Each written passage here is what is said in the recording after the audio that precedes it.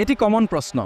ইছলাম ধৰ্ম কিয় বহু বিবাহ বা এজন পুৰুষৰ একাধিক স্ত্ৰী বিবাহ অনুমোদন জনায়? প্ৰথমতে ক'ব বিচাৰিছোঁ, ইছলাম ধৰ্ম পৃথিৱীত আহি বহু বিবাহ প্ৰচলন কৰিছে বা নবী মুহাম্মদ সাল্লাল্লাহু আলাইহি ৱাছাল্লামে আহি বহু বিবাহ প্ৰচলন কৰিছে, বিষয়টো তেনে নহয়। যুগ যুগ ধৰি পৃথিৱীৰ সকলো দেশতে সকলো ধৰ্মতে ৰজা মহাৰজা আৰু চহকী জমিদাৰসকলে একাধিক স্ত্ৰী ৰাখিছিল। সিহঁতৰ স্ত্ৰীৰ কোনো ঊৰ্ধ্বতম সীমা নাছিল। কোনোবাই 5 জনী, কোনোবাই 10 জনী, কোনোবাই 15 জনী, অৰ্থাৎ যিয়ে যিমান পাৰে স্ত্ৰী ৰাখিছিল। উদাহৰণস্বৰূপে আমাৰ ছত্ৰপতি শিৱাজী মহাৰাজৰ নাম উল্লেখ কৰিব পাৰি। তেখেতৰ 8 গৰাকী স্ত্ৰী আছিল।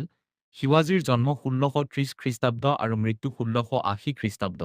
নবী মুহাম্মদ সাল্লাল্লাহু আলাইহি ৱাছাল্লামৰ জন্ম 570 খ্ৰীষ্টাব্দত। তেখেতে 40 বছৰ বয়সত আল্লাহৰ পৰা ঐশী বাৰ্তা লাভ কৰিবলৈ ধৰে আৰু মাত্ৰ 23 বছৰ ইছলাম প্ৰচাৰ কৰি 610 খ্ৰীষ্টাব্দত ইন্তেকাল কৰে। তেতিয়াৰ দিনত বহু বিবাহ বন্ধ কৰা এটি বিৰাট চেলেঞ্জিং বিষয় আছিল। মাত্ৰ 23 বছৰ ধৰ্ম প্ৰচাৰ কৰি তেখেতৰ অনুসাৰী আৰব দেশৰ পৰা অনাৰব দেশলৈ গতি কৰে।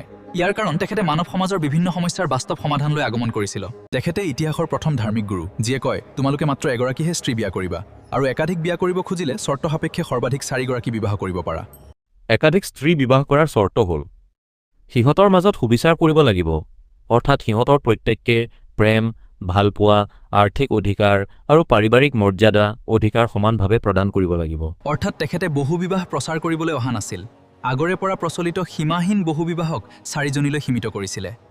আৰু এইটো তেখেতে কৰিছে আজিৰ পৰা 1450 বছৰ আগত, যেতিয়া গোটেই বিশ্বত বহু বিবাহ এটি স্বাভাৱিক প্ৰথা আছিল। গতিকে তেখেতৰ সমালোচনা কৰাৰ সলনি প্ৰশংসাহে কৰা উচিত।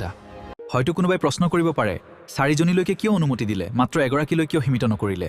ইয়াৰ কাৰণ ইতিমধ্যে কোৱা হৈছে যে তেতিয়াৰ যুগত এজনীলৈ সীমাবদ্ধ কৰা অসম্ভৱ আছিল। দ্বিতীয়তে, ৰজা মহাৰজাসকলৰ সঘনাই চলি থকা যুদ্ধসমূহত মহিলাৰ তুলনাত পুৰুষ মানুহ বেছি নিহত হৈছিলে। ফলত নিহত সৈন্যসকলে ঘৰত এৰি অহা নাৰী আৰু শিশুসকলৰ ন্যায়, সুৰক্ষা আৰু ভৰণ পোষণৰ বাবে সুবিচাৰ কৰিব পৰা পুৰুষসকলে একাধিক স্ত্ৰী গ্ৰহণ কৰিছিল। আজিৰ দিনতো যুদ্ধ বিগ্ৰহত নাৰীৰ তুলনাত পুৰুষ মানুহ অধিক নিহত হয়। গতিকে বিশেষ পৰিস্থিতিত আজিও সেয়া দৰকাৰ হ'ব পাৰে। সেইকাৰণে ধৰ্মত এজন পুৰুষক এগৰাকী মহিলা বিয়া কৰাবলৈ কৈছে, কিন্তু সুবিচাৰ কৰিব পৰা সক্ষমসকলৰ বাবে সৰ্বাধিক 4 গৰাকী পৰ্যন্ত অনুমতি দিয়া হৈছে।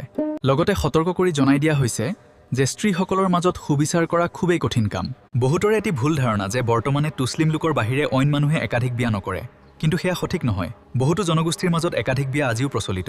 কোনোবাই হয়তো ক'ব পাৰে যে সুবিচাৰ কৰাৰ ক্ষমতা থাকিলেই একাধিক মহিলা বিয়া কৰিব, এয়া কেনে কথা? আচলতে আপোনাৰ কথাটো একেবাৰে সঠিক। সুবিচাৰ কৰাৰ ক্ষমতা থাকিলেই পুৰুষ এজনে একাধিক মহিলা বিয়া কৰিব নোৱাৰে, কাৰণ বিয়া বৈধ হ'বলৈ ছোৱালী আৰু তাৰ অভিভাৱকৰ সন্মতি প্ৰয়োজন। গতিকে বিশেষ অৱস্থাৰ বাহিৰে বহুবিবাহ কাৰ্যকৰী নহয়।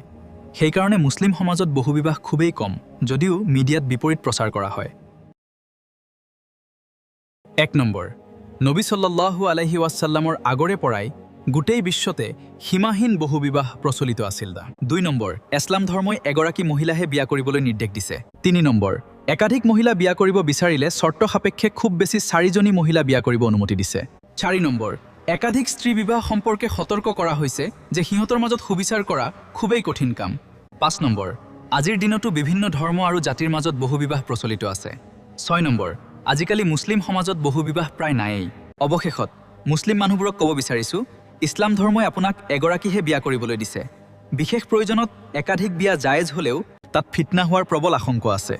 গতিকে চৰকাৰে যদি দ্বিতীয় বিবাহ নিষিদ্ধ কৰে, তেন্তে তাত আপোনাৰ ধৰ্ম নষ্ট হ'ল বুলি বিভ্ৰান্ত হ'ব নালাগে। ভিডিঅ'টো যদি ভাল পাইছে তেন্তে শ্বেয়াৰ কৰিবলৈ নাপাহৰিব। ধন্যবাদ।